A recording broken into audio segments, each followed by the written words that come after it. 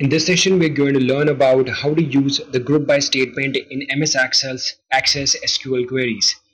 Now, the beforehand information that we need while using the group by clause is that the group by clauses are always applicable on aggregate functions used in a select query.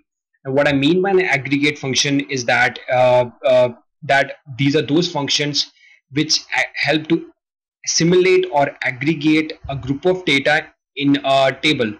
And what the meaning of assimilation or say aggregation will be quite obvious in the later parts of this session. But right now we need to focus our attention on another data set that we have in our database employee. So right now, if you would see that this is the data set that we had. It had the usual ID field, the first name, the last name, designation, years with us as the variables in it. Now, if you would closely notice, I have sorted the designation variable alphabetically, and all the rows which had analyst are coming up at the top, manager, then senior analyst, and then team lead. Now, what I'm going to do while you creating up a group by query is that I'm going to use the designation field in my query and try to count how many rows have analyst as the designation, and how many rows have manager as the designation, and so on for senior analyst and team lead. Now I have a query prepared up over here.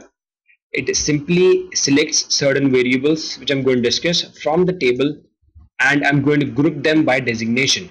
So what I'm literally trying to do over here is that I'm trying to group all the rows which have similar kind of designations, and then I'm trying to count the number of rows which have that specific designation as their value.